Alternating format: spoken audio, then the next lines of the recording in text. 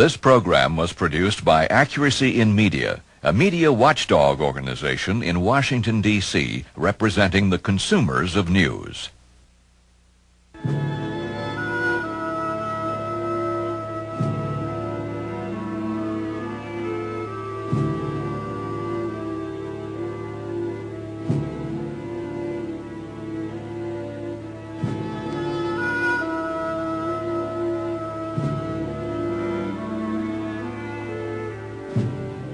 As the 10th anniversary of the end of the Vietnam War approached, we began to see a new attitude towards the war and America's role in it. This new mood was symbolized by the completion of the Vietnam Veterans Memorial in Washington, D.C., with the unveiling of this statue, portraying the men who fought and died in that far-off land as heroes.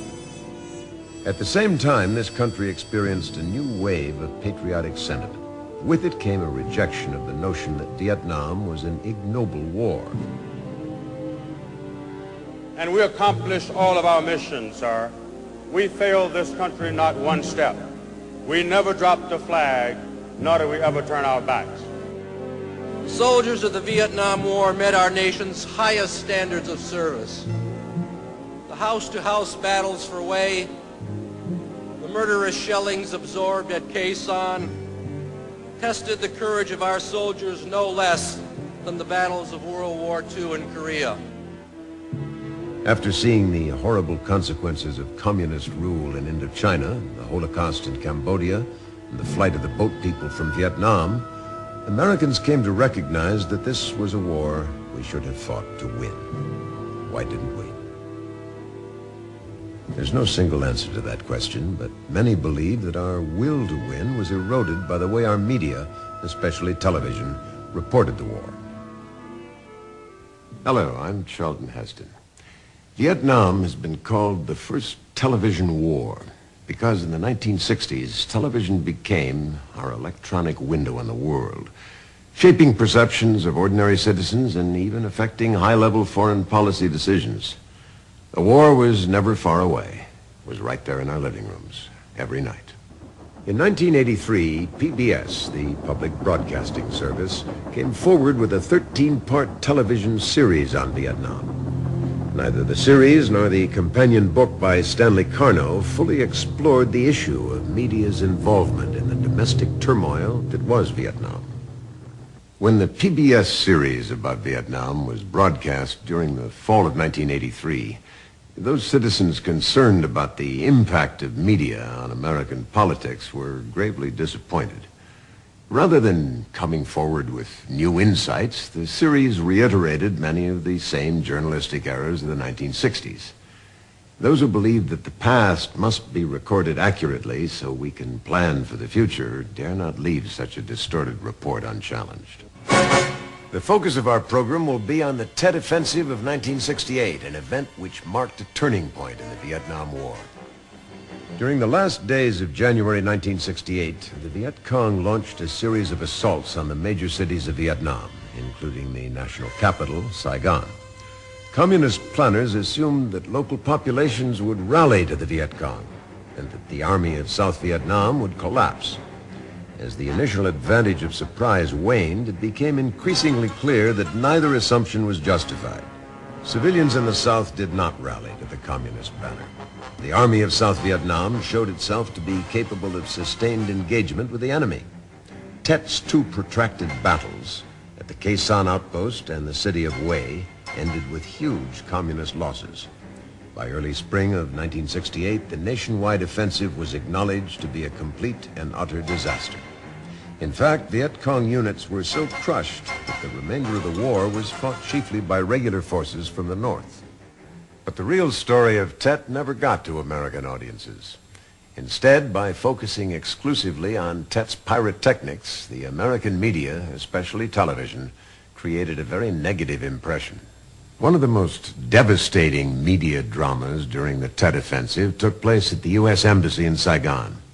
Sometime around 3 a.m. on January 31st, 1968, a squad of 19 Viet Cong infiltrators drove to the U.S. Embassy.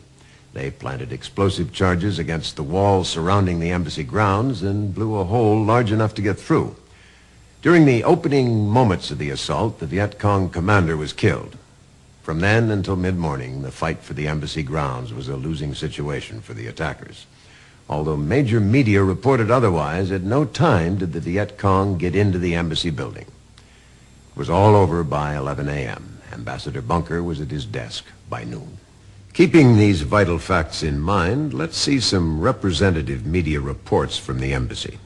Snipers are in the building and on rooftops near the embassy and are firing on American personnel inside the compound. 20 suicide commandos are reported to be holding the first floor of the embassy, and some were still there toward daybreak. 26 men break a hole in the wall of the American embassy compound, and they don't get past 3 Marines on the door. There were only 3 Marines guarding the American embassy at the outset. They didn't get past those 3 Marines. But it was reported by networks that they had broken into the embassy. They were on the 3rd floor, they were on the 8th floor, and there was never retractions. Communist commandos penetrated the supposedly attack-proof building in the climax of a combined artillery and guerrilla assault that brought limited warfare to Saigon itself. Associated Press photographer Dan Van Falk, who got inside the building, reported bodies were strewn around the rooms. He said the Viet Cong wore gray uniforms with cartridge belts and that some had red armbands. They got into the yard, but they didn't get any further. They did not get into the embassy building, but this was reported on American television, despite the fact that when I arrived on the scene, as the last Viet Cong was in the process of being disposed of, I went in the building, I went to the top and walked through every floor. I came down and on the embassy grounds I held a press conference and said I had just been through the building, I had just talked to Washington, given them a report, and that there was no enemy in the building and none had entered the embassy building. George MacArthur was a correspondent in Vietnam during Tet. It had become a symbol of the American presence in Saigon. In conjunction with the adversarial relationship that had been created by the press, and the fact that a goodly number of the newspaper men there literally detested the American authority figure, if you will, and it was symbolized in that building. They were conditioned by their adversarial relationship with the military to believe the worst. And when the worst happened to that which was the symbol, then the temptation, as we say in the newspaper business, to take it and run was too great for many to resist. And within that next 4 or 5 hours, our defeat was recorded for the whole world to see and rejoice in. It was untrue, but the damage had been done, and you can't catch things like that. Well, at the time of the Tet Offensive, I was the Director of Information at the Embassy of Vietnam here in Washington. And because of that, the function of mine, I had a very good vantage point. After 48 hours, the whole thing becomes very clear. That is, the communists have been thrown out of the major point of attacks. And there's only a couple of cities where there was still fighting going on. In his monumental study of Tet reporting, Peter Braestrup reminds us, Hanoi didn't claim a victory, psychological, symbolic, or otherwise, at the embassy. But American newsmen were quick to award Hanoi a major psychological triumph there. Robert Elegant is an award-winning journalist who covered the war for the Los Angeles Times. He's written with insight about Vietnam and media. In 1981, I published an article entitled How to Lose a War in a rather obscure British intellectual magazine called Encounter. I wrote about Vietnam and I said that for the first time in history, the outcome of a major conflict was determined not on the battlefield nor in the negotiating chambers, but on the printed page and the television screen. Trong Nhu Tang was once the Viet Cong Minister of Justice. Now he lives in exile from communist tyranny. Oui, nous avons perdu beaucoup de combattants. We lost a lot of fighters. Nous avons 5 divisions. Le 1, we had 5 divisions. The 1st, le 5, the 3rd, le 7, 5th, 7th, and 9th. Mais après l'offensive du Tet,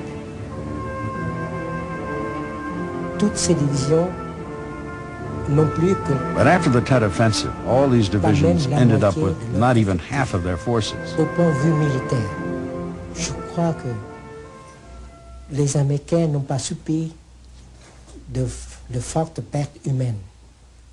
From the military point of view, I believe that the Americans at Tet did not sustain great losses of human lives. C'est un coup très But from the dur political point of view, pour it was a le very heavy président blow for Johnson. President Johnson's government. Cela a permis au mouvement anti-guerre américain de The loss made the American anti-war movement exert sur pressure on the American government.